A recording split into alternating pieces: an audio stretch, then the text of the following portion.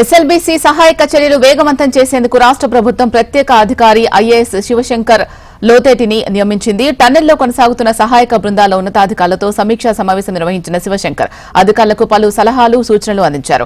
కేంద్ర రాష్ట్ర ప్రభుత్వాలకు చెందిన సహాయక బృందాలు 34 రోజులుగా నిరంతరం సహాయక చర్యల్లో పాల్గొంటున్నట్లు, ప్రతిరోజు 3 షిఫ్టుల్లో 600 మంది సిబ్బంది సహాయక చర్యల్లో పాల్గొంటున్నారని, పూర్తి స్థాయి సమన్వయంతో సహాయక చర్యలు వేగంగా కొనసాగిస్తున్నట్లు తెలిపారు. టన్నెల్లో చిక్కుకున్న వారి ఆచూకీ తెలుసుకునేందుకు కేరళకు చెందిన ప్రత్యేక శిక్షణ పొందిన కెడావర్ డాగ్స్ ను మరోసారి సొరంగంలోకి పంపినట్లు తెలిపారు.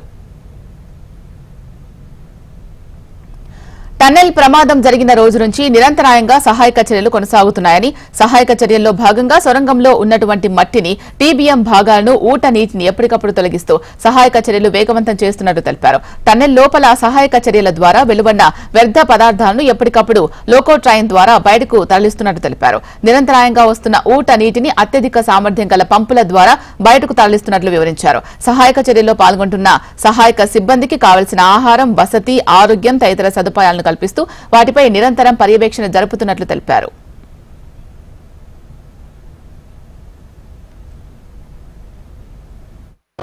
ఎస్ఎల్బీసీ టన్నెల్ దగ్గర రెస్క్యూ ఆపరేషన్ సంబంధించి గౌరవ ముఖ్యమంత్రి వర్యులు అలాగే చీఫ్ సెక్రటరీ గారు నన్ను ఇక్కడ స్పెషల్ ఆఫీసర్గా వేయడం జరిగింది ఈ రెస్క్యూ ఆపరేషన్స్ కోసం.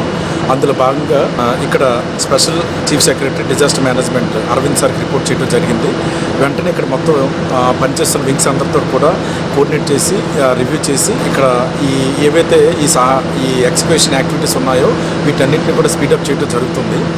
3 షిఫ్ట్లలో సుమారు 11 వింగ్స్ పనిచేస్తున్నాయి. ఎన్డీఆర్ఎఫ్, ఎస్డీఆర్ఎఫ్, ఆర్మీ, ముఖ్యంగా సింగరేణి కాలరీస్, అలాగే south central railway, Hydraa, Kerala police, ఇలా ఒక 11 వింగ్స్ అన్నీ కూడా పనిచేస్తున్నాయి. షిఫ్ట్కి ఒక 200 మంది వరకు పనిచేస్తున్నారు.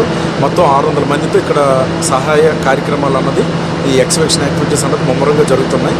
సో ప్రతి షిఫ్ట్లోనూ కూడా వర్కర్స్తో కానీ అలాగే సూపర్వైజర్ ఆఫీస్ అందరితో కోఆర్డినేట్ చేసి ఇంకా ఇప్పుడు ఏదైతే మనకి ఇంకా మిగిలిపోయిన స్ట్రెచ్ ఉందో ఆ స్ట్రెచ్ అంతా కూడా ఎర్త్ అంతా కూడా ఎక్స్కవేట్ చేయడానికి పూర్తి స్థాయిలో ప్లాన్ చేశాము.